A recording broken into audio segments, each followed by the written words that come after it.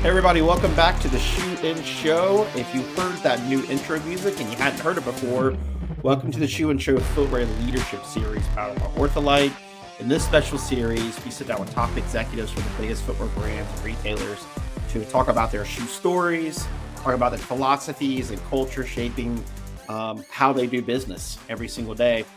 These conversations, we hope, provide a behind-the-scenes look at what it takes to lead in the world of footwear. A big thank you to OrthoLite for making this series possible as a trusted partner to over 550 leading footwear brands. OrthoLite continues to elevate comfort and performance across the industry. Matt, as we kind of tee it up, we've got a couple of these launched at this point. I love this series because we get to talk not about the nuts and bolts of our industry, which we typically do on our podcast, but we really get to talk about leadership, philosophy, ethos, like how we lead into constant change, right? So what is interesting is our guest today is leading a 175-year-old brand.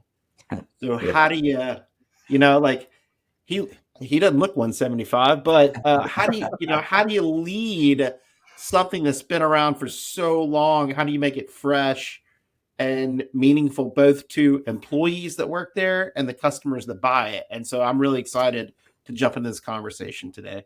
I'm very excited. Danny Ewoldsen, who is the president of Johnston Murphy, which is owned by Genesco, is joining us on Shoe. And he's also a FDRA board member. So huge props for that. But Danny, thank you for coming on this program. And thank you for kind of diving into some of these leadership topics. Before we go down that road, we want to give people kind of the backdrop of the Danny 101. Now, I know you personally, and we're friends. I know like you have this big chunk of your life that's actually really interesting. I'd probably be more interested in talking about that than shoes. Yeah. So sprinkle some of those in because I know you're a music guy too. So walk us through how on earth you went from heavy metal 80s hair band to President Johnston Murphy. Connect those dots, please. I need to know. I lost my hair, so I had to find another way to make a living. Yeah, it's a long story. By the way, thanks for having me, guys. And thanks for all the great work you do on behalf of the industry with the FDRA. I just got to say that up front. Crazy times at the moment, and so good to have you guys out front. So thanks for that. Of course.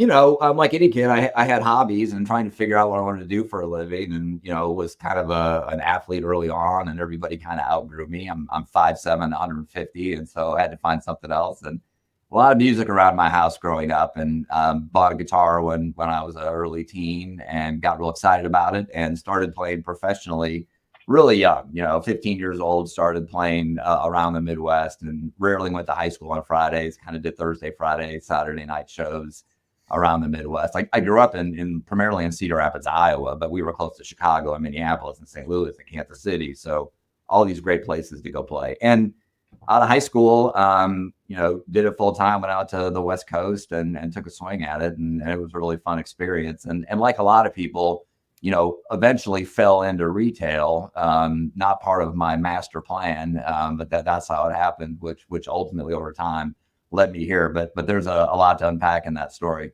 Were you in Sunset Boulevard, California? Like, where were you? Like the Whiskey Go-Go? Like, where were you at? I wish it was that sexy. I had an apartment in Glendale. So, and then I shared with like two other people, and we spent most of our time, in a pretty shoddy tour bus, traveling the rest of the country where you could actually get paid to play music, which really wasn't the case in LA itself. But yes, it was during that time when Sunset Strip was happening, and all those bands that we all know and love from that period of our life were really making it. So yeah, it was a fun time for sure.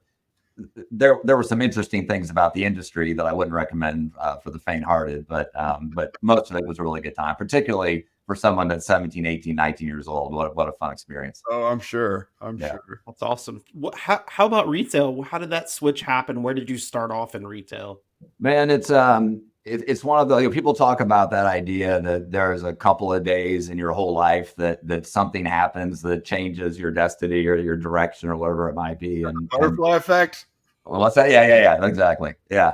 I had left LA and decided that the music industry wasn't going to be for me. And by the way, for a lot of reasons, I'll bore you with a couple. One was that, it's not really a meritocracy. It's so subjective. you could do everything right, work harder than anybody, and still never make it, right? And you would see bands that weren't maybe technically great that were selling a gazillion records, and bands that were amazing that they couldn't sell a ticket. And eventually you're like, am I really going to put all my energy into this thing that may or may not pay off, right? And so I'd left LA and I went back to stay with my dad just for a short amount of time in Cedar Rapids, Iowa. And the idea was, I still had time. Am I going to go to college? What am I going to do? What's my next step? And I was sort of bored immediately. And I was talking to a girl that I had met, and I told her that I was bored, and she said, "Why don't you get a job?" And I'm like, "Well, I'm not here for long. And also, who's going to hire this kid with hair down to his waist, into any position here in the Midwest, in 88 or 9. And she said they hire long-haired guys at Chess King at the mall. That literally was what I was told. And so I walked down there and applied for a job and got hired. And Andy, I don't know if you're old enough to remember Chess King, or Matt, you either, but I remember. Pretty fun men's clothing store a million years ago, eventually owned by Merry-Go-Round. And so anyway, I took a job as a sales associate. And then very quickly they asked me to be an assistant manager. And I decided that, I might do this for a minute while I figure out my next step. That had turned into store manager. I was a district manager. I think by the time I was 21, it all happened really fast. I had no idea what I was doing. But I loved it. I loved being around people. I loved the idea that you got a report card every day, that, what effort you put in, you got results from. I liked being around people. It was really a lot of fun. And it took a minute before I said, this is what I do for a living. If somebody asked me back then, I would still say I'm a guitar player, but then one day you're just kind of like, nah, I'm a retailer. Interesting. But it was kind of serendipity that you went from guitar player, rocker, hairband guy to retailer to now running a 175-year-old brand in Nashville, Tennessee, of all places. So talk about Music City, USA, right? So like all of your loves are just churning in this big stroke, Nashville. And walk us through kind of what you do now. And in particular, some of our viewers and listeners might not realize, like Johnston Murphy, the legacy of the company. Yeah. Making shoes for every president since Lincoln or 1850, all the way back to Footwear. Yeah, walk us through all that too. Yeah. When Genesco called about the Johnston Murphy opportunity, when I joined the company, a little more than 20 years ago, it was as vice president of stores. I came in and ran the retail business initially.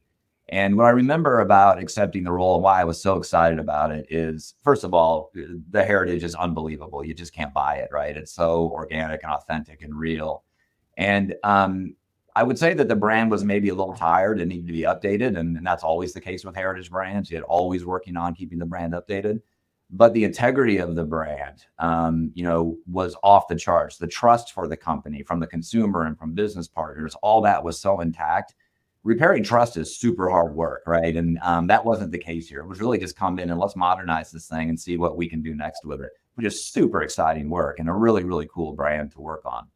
And so I was super pumped from the day that I got here. And it's been a couple of decades now that I've been here. I guess I've been president for 7 years now. But this is such a collaborative group. I don't really feel like my title has changed much over the years. We just kind of work together and against the same set of goals. Yeah, let's talk a little bit about that in terms of you have a ton of stores across the country. How do you, as a leader, manage your time between being in the office and headquarters and making sure you're touching base with leadership and in the larger Genesco kind of world? Also, operators at headquarters versus going out to the stores and talking to those guys. Because I think, sometimes people think these leaders just sit in headquarters and they're making decisions and they don't go on the road, right? But like somebody who started, I'm assuming, from the storefront values it greatly to get the information and intelligence about how product may be translating to the consumer. Yeah, it's a great question. And it's so true. The value of spending time, with your team in the front line and with consumers. I mean, it's funny. We spend so much time crunching data and trying to understand what's happening with consumers. And ironically, you could just go out and ask them, don't stand in the store and have a conversation. Yeah. If a product is working or not working and you're trying to understand why through data, you can call a couple of store managers and say, what's going on here? And they'll really quickly tell you what the story is. Right. And so In terms of the balance of how I spend my time, I would guess every busy leader at every level kind of goes home and says, I didn't get to all of it. Right. And I feel like, I'm giving attention someplace while I'm ignoring something else. And we have a wildly independent and capable team. Our leadership team is so experienced and so good. They certainly don't need me holding their hand, even remotely. I probably just get the way half the time.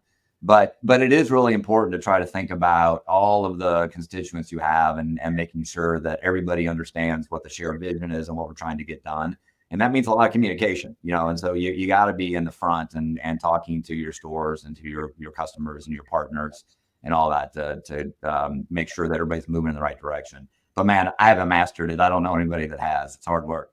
Yeah, it is hard work. I mean, the other thing that's hard work is just understanding the consumer and the casualization of the consumer, right? Yeah. So Johnston Murphy is just seen as a premium brand. It's one that when I was a little kid growing up in North Carolina, Virginia, my mom aspired for me to wear Johnston Murphy to church and to whatever else. And now we have this super casual kind of society, but you guys have pivoted. You have some really great kind of casual hybrid dress shoes. Yeah. Walk us through that process. How important is agility with a heritage brand, with a consumer that's constantly kind of changing its mind? Yeah. Well, I'll end with the last thing you said, and that's a consumer that's constantly changing, right? You can fall in love with your history and the DNA of the brand, and so much of that is worth protecting. But if you don't move with the consumer, you're just going to be gone. And if you think about this is the longest continually operated footwear company in the United States, right? So there's very much a long view in around these halls on this business, and we want to stay relevant and we want to keep moving forward. And I think the most important thing we do is listen to our consumer and they let us know where we need to go, right? And so the things that are in the DNA, like we're hugely committed to quality products. We're hugely committed to quality service. Those are old tenets and old ideas, but they transfer across categories, right? So whether it's a dress shoe or a sneaker, you still want to be delivering great quality and great comfort and great innovation and premium materials delivered with great service by great partners. And so those things don't change. You hold on to the best of what you have been and what's got you to the dance, and then you continue to evolve based on what your consumer needs. It is so true that this idea of diversifying the Johnston & Murphy brand relative to product, that really has been the general strategy, even pre-pandemic. We talk a lot about diversification and really through three lenses. The first one is product, right? We don't want to be reliant on one category. Men's dress shoes have been in decline for 20 years. That's not a new idea. That's not just a COVID thing, right? It's been that way for a long time. So we really worked hard on diversification, but first through shoes. We today sell flip-flops to formal, so it's a really broad range. We have an amazing apparel business, and we've added additional categories as well. And then we think about diversification relative to consumer. We don't want to be reliant on just one consumer. Our reach today is really broad. I mean, we are 25 to 85 in terms of age range, and we're really, really blessed with a broad multi-generational consumer base. And the last way we think about diversification is really distribution, and I think more and more, that's one of the things that's changed the most, not just online, but all the places that you can buy product. And we're really kind of in the mindset that we just need to show up wherever our customer wants to shop. So I'm sort of channel agnostic. If we get it in our own direct to consumer channels, great. If we have success and acquire customers through our amazing wholesale partners, that's great. I'm happy to go wherever our consumer wants us to be. But one more thing, I'm sitting here today, I'm wearing our very best selling shoe this spring season is a sneaker. I'm wearing a white cub sole Anders sneaker. Who would have thought 20 years ago that our best selling shoe would be a sneaker? I'm wearing our socks, our denim, our belts, one of our essential t-shirts, and a J&M XC. You're a walking commercial. I am. I'm head to toe. And so that speaks to the diversification of the brand. What kind of discount you get? It's not bad. I wear a boy's medium, so I get a discount just on material. So it's pretty good.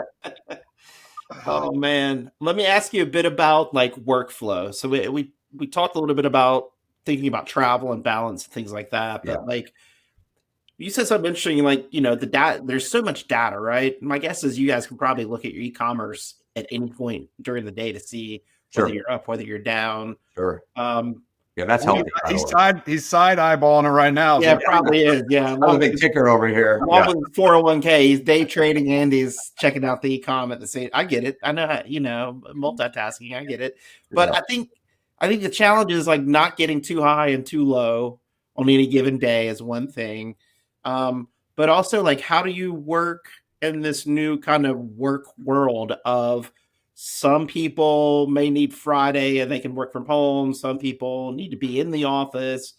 Like, how do you communicate with your teams? Is there do you allow flexibility? Is there more return to work? Like, how are Yeah. you guys managing this You kind of know, environment? I think versus, stringent rules, we try to be pragmatic from that approach, right? And you just said it, Andy, some people need to work at home and some people at times, and some people need to work in an office, and some people are productive in different environments, for me, I love being around our team. My bucket is filled by that. I'm here every day and love being here every day if I'm not traveling for work. The majority of our team is that way, but we have a sort of a set policy where you can work a day or two from home if you'd like, and if you need flexibility, to take care of your family or do anything you need to do in real life, of course we're good for that. My perspective is, if you have a great team and employees that are really productive and engaged and doing a great job, it's our job to create an environment that they can be successful in and give them the flexibility they need. That has worked really well for us. I can't speak for other companies and what their needs are and what those roles are. Our product team is here every day. They're touching products, right? It just kind of depends on what role you're in. There are other positions they don't necessarily need to be here. But I will say this, and this is just a blessing, right? We have a team that really likes one another, really supports one another. That we like spending time together, and so I think that's the best thing you can do is create an environment that people want to be around the team. And I think there's so much learning to be had as a guy without a formal education that just got everything I learned from being around people who are smarter and more experienced than me. I think that the people could really miss out on that opportunity if they're not present enough. Yeah. Is that like when you think about hiring in leadership or anywhere, is that kind of what you're looking at? It's like we can teach you the ropes, right? We can teach you the Yeah. nuts and bolts of what needs to get done. But if you don't fit within the team, Yeah. and you don't have, you don't show up and you're willing to, learn and, all these intangibles that don't show up on a CV. Yeah. Is that what you're looking for sometimes? Yeah, I'll answer that selfishly, right? My own opinion on what makes somebody happy at work, it's really not about what you do, it's about who you do it with, right? And if there is maybe the biggest benefit to being in a senior role is you get to decide who's on your team. And so if you're not happy at work, it's typically your own fault because you haven't surrounded yourself with people that you want to spend time with and people that motivate you and fill your bucket and all of those things. So yeah, it's definitely something I look for. Cultural fit is huge. When I was interviewing to come here, the president of J&M at the time was a guy named John Kaplan, who I learned a lot from. He was a footwear industry guy, and I did not come from footwear, so that education was important to me. I came from apparel and outerwear. And so, but when I interviewed with him, I asked him about the culture. And I had come to Nashville to meet Johnston and Murphy's team and the Genesco team. And in my mind, I had imagined this formal environment with suits and ties. It's 20 years ago. Pocket squares. Here to dress you. Right. It was all going to be fancy and pretentious and all that. And it was the opposite of that. It was so down to earth and so humble and so curious. And when I asked John specifically about the culture, he said something that I've never forgotten, and it sits in our brand book and we talk about values, and that is we take our business very seriously. We don't take ourselves that seriously. Mm-hmm. And that if there's no room for prima donnas around here, it just wouldn't work. We're quick to give each other a hard time in the hallway with a smile, and we really try hard to keep it fun. We just feel like we're more productive that way. Yeah, that's awesome. I love that. I think it shows when I've been in your showroom and the 1370 building in New York during Fanny Market Weeks. You're right. There's a camaraderie there, and half the time we're talking business, and another time we're talking, 80s rock trivia. So, which I prefer. I prefer the latter than the former. Yeah. Let me ask you this, Danny. Let's say we're talking a year from now. We won't go through all the ins and outs of what's happening kind of out in the broader industry, but what will be a successful 25, 26 for you if you look back and say, you know what? I had these principles in place. I had these goals that I'd set for me and our team. And looking back, I was able to do it. And what does that success look like? Yeah. I'll start with the consumer, which I always do. I think, this idea of the importance of growth and how do you grow and all the rest of it. I mean, you can think about growth through multiple dimensions. You can think about it through expanding your distribution or more categories or, regions, whatever it might be. But the reality is you can only grow your business one way, and that's through customers, right? And so you can develop a new category. Nobody buys it. Who cares, right? So I feel like bringing new consumers into the brand is the most important thing that we can do. And so if I think about whether or not we've been successful, I'll think about the reach of our consumer group, regardless of where they buy our brand or what category, but bringing more people into J&M. The thing that's really unique about this brand is that our consumers are unbelievably loyal to us. Everything we do in the way we think about executing product and service and policy and taking care of our people is really with that idea of loyalty in mind. And so we try to remove anything that would keep a consumer coming back to see us. We focus crazy on quality. We focus a ton on service. And everybody in our organization knows that they are empowered to help a customer, right? If there's ever an issue of any sort, you just take care of the customer. You just take care of them, whether it's a business partner or it's a consumer, because loyalty is key to us, and it's how you hold on to these relationships. We can acquire a customer at 25 years old and we can keep them for 50 years. I mean, that's a really unique thing to think about. So I'm really, really interested in growing our consumer base. The other thing I'll say about that is, for a 175-year-old brand, our awareness numbers aren't through the roof. We have an opportunity to create more awareness. And I think part of that's perception. The longer you are something, the longer it takes to change somebody's mind about what you are. And our heritage, which we're really proud of, is 170 years of being a dress shoe brand, right? And then the last sort of, call it, decade or so, branching out in a big way into other categories. We know that, our consumers know that, but the rest of the world doesn't necessarily know yet that we are more than just a dress shoe brand. And so there's still a lot of awareness and perception work for us, and that's exciting work, and we're spending a lot of energy on it. That's cool. Interesting. I think it's interesting because oh man, in my mind, I would love to see a Johnston or Murphy shoe at a Fleet Feet. How interesting would that be? Where somebody goes in and looks for a running shoe, but then there's something where it's like you just went for a run and now you need to transition right to going out and et cetera, and having something like that. And I think that's where retail becomes really interesting if we can think critically and break down some of the silos we think of product categories. So that would I'm not interested in obviously in competing with Nike and On, but your point about being in other distribution or other categories, again, I'll go back to everything we do in our strategy is related to our consumer. We know that our consumer plays golf, right? And we have a big heritage in golf. We got in the golf business in the 1920s, left it for a while and brought it back, a few years ago, because it's not a big disconnect. Like our guy, he's a business guy, he's a successful professional. He loves to play golf. Why would he not wear our brand out there? And so, I'll be playing golf hopefully this weekend. And once again, I'll be head to toe in J&M, from my polo or my shorts to the golf shoes. And so it's not, out of bounds to think about those extensions, Andy, at all. Very interesting. Very interesting. I hope the person that you pick up at 25 can make it past 75. We've got Ozempic now. We've got all these new drugs. So who knows, right? We're talking about getting to over 100 years. So there's your growth right there. Anyway, try to sell that to your board, Danny. I'm going to bring you with me. It's going to be helpful. We need to lean into healthcare so we got the customer for longer. Right. So now we're going to transition to some footwear fun as we kind of wrap up this episode. A big thank you to OrthoLite for sponsoring this series and help us bring these great conversations to life. As a reminder, OrthoLite partners with over 550 of the world's leading footwear brands, elevating comfort, performance with every single step. You can learn more about their incredible work at OrthoLite.com. They're also at many of our events. Their leadership team attends many of our events and engages with a lot of people in our industry, and it's very giving to 210, to FDRA, and many other groups. So not just about, providing great product to footwear companies, but giving back to the footwear industry as well. For this fun footwear game, Matt gets to choose. That's right.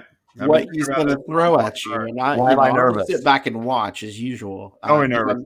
I'm Gen X, and that's what we do. We really don't lean into anything. We just sit back in the lawn chair and see what happens. I am too.